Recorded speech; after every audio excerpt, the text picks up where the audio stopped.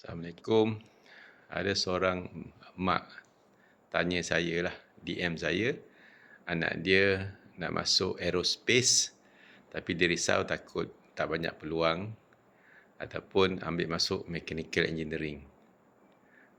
Saya rasa saya jawab dengan video lah sebab soalan ni saya rasa jawapannya mungkin boleh dimanfaatkan oleh semua orang jugalah. Saya jawab berdasarkan saya punya pengalaman dan pemahaman saya lah tentang bidang teknikal kan yang saya faham. Sebab aerospace dan juga mechanical engineering ni both are technical field, bidang teknikal. So macam ni. Zaman sekarang ni dia technical field engineering atau technical ni dia banyak skop kerjaya dia. Contohnya engineering. Dia kena tahu engineering apa. Engineering ni macam-macam. Engineering ni kalau cabang-cabang konvensional ni ialah electrical, mechanical, civil dan juga chemical. Itu yang asas. Asas dia lah. Kalau ambil yang these 4 ni, terutamanya electrical, mechanical and civil, dia boleh masuk banyak industri sebab dia asas untuk semua engineering. Macam chemical, of course chemical industry lah, processes semua. So sebab tu kita kena faham, kita kena tahu, dapatkan maklumat. Zaman-zaman ChatGPT ke apa ni, senang dapat maklumat tu. Contohnya dalam electrical, apa bidang-bidang kerjaya electrical? Dia banyak Dia ada electrical engineer.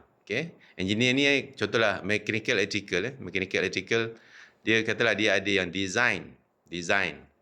Untuk design the building tu dia ada mechanical electrical system untuk active system. Kalau civil sama juga, design of the building, civil and structure sebagainya. Itu bahagian yang melibatkan design. Ini yang ni penting kalau ada PE, professional engineer tu. Tapi kalau ada juga bidang electrical mechanical, boleh masuk bidang apa lagi? Facility management. Boleh masuk juga automation.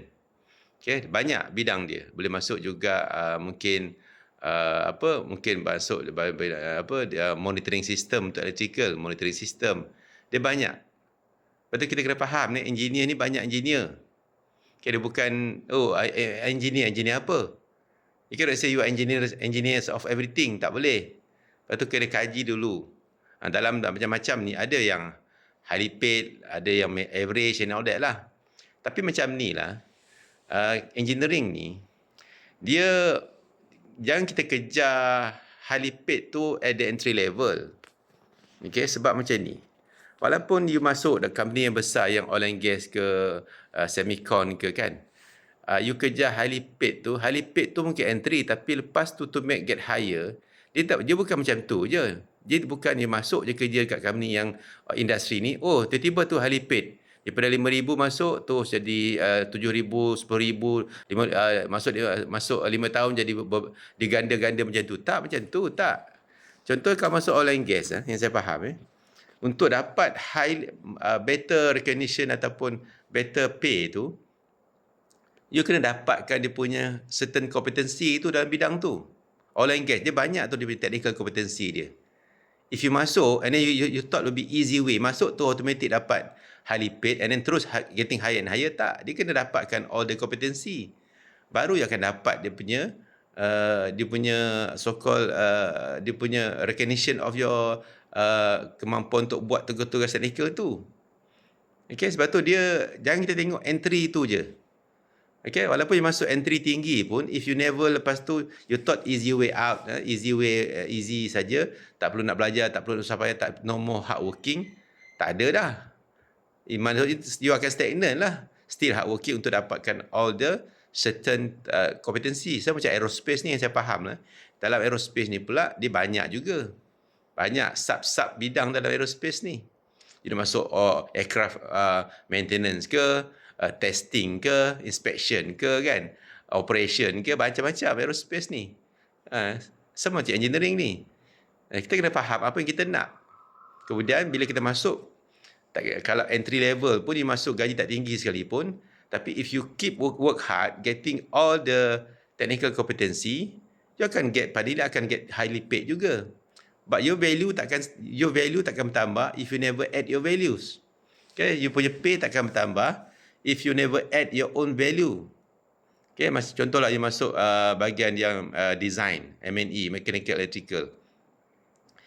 You masuk, you buat kerja dulu, kemudian dapatkan PE, professional engineer. And then lepas tu dapat PEPC, practicing certificate dia pula. That's how you value getting higher. Okay? So maksudnya the hard work tu continues untuk you keep upgrading you punya, actually you punya competency in that particular area lah. Kan? Macam bidang saya ni, pengurusan tenaga. Okay? Energy efficiency industry. Saya kena dapat lah kompetensi tu macam mana, registered engine manager, energy auditor lah kalau yang berminat and all that lah, and then MNV specialist, baru and then dapatkan practical experience, dapatkan hands-on experience. That's how you added your value. Macam tu. So engineering ni banyak. Ya, kita faham juga mana minat kita. Macam saya dulu, saya tahu saya suka engineering tapi saya tak suka buat very technical engineering.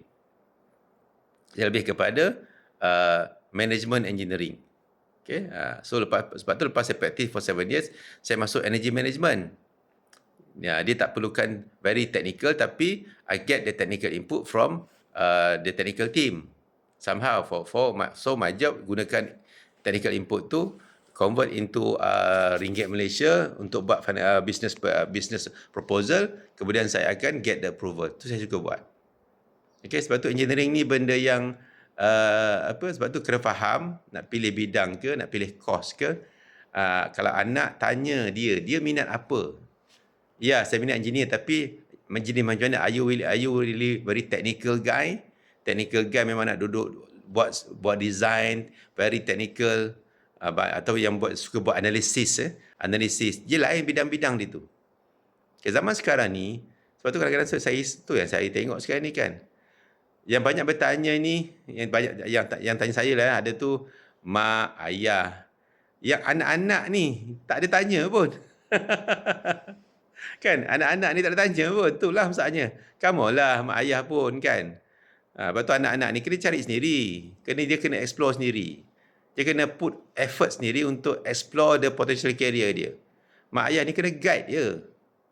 Okay, saya tak ada, anak saya semua sendiri. Even saya banyak connection everything, saya kenal orang everything, tapi tak ada. Orang ingat anak saya dapat kerja senang, nampak senang je kan? Tak, no. All of them look for their own work. Dia study lah, dia cari lah. I bagi guide dia. I bagi guide saja. Okay, itulah. So bidang engineering ni kena tengok tu betul. Dia banyak bidang-bidang je. Dia bukan engineer ni, I'm engineer. Engineer apa? Cannot be engineer of everything lah. Itu saya punya pendapat lah. So insyaAllah. Okay, yang penting zaman sekarang ni maklumat senang dapat. Jadi kita boleh buat pilihan awal lagi. Maklumat sekarang ni banyak sangat. Banyak lagi, rasa banyak lagi video-video TikTok yang ramai lagi engineer yang share dia punya pendapat. Okay. Saya ni bukan practicing engineer dah. Tapi saya banyak berurusan dengan engineers in my works. Okay, normally I work with them bukan buat projek apa, lebih kepada for me to understand. Sebab saya punya bidang pengurusan tenaga ni, saya akan deal dengan dia orang untuk dapatkan maklumat yang berkaitan untuk saya bangunkan sistem lah. Jadi saya dapat faham banyak perkara lah. Saya nampak lah kerja engineer ni macam saya masuk, sebab saya masuk multiple industry. Macam my project involve almost all industry. Okay, semicon, electrical electronic, tu semicon, kemudian chemical processes, palm oil, and then chemical industry, building sector, macam-macam. Sebab tu saya dapat banyak lah. Saya dapat faham banyak secara shortcut tentang tugas-tugas setiap engineer ni lah, jenis-jenis engineer ni. Okay, interesting sebab dia banyak berusaha dengan dia orang kan. So itulah, so kena pilih betul-betul engineering apa, okay, bidang apa, apa bidang engineering tu. Kemudian potential ni kena kaji lah, tengok kita ni, negara kita kat arah mana, industri ni kat arah mana. Okay, tapi apa-apa pun kita masuk pun sekalipun, okay, the hard work tu cannot stop lah. So engineers always kena add dia punya value. Okay, cara dapatkan kompetensi, some kind of recognition and all that, untuk tambahkan ada evidence yang boleh validate dia punya know-how and knowledge ataupun skill dia tu. Okay, insyaAllah all the best semua, insyaAllah.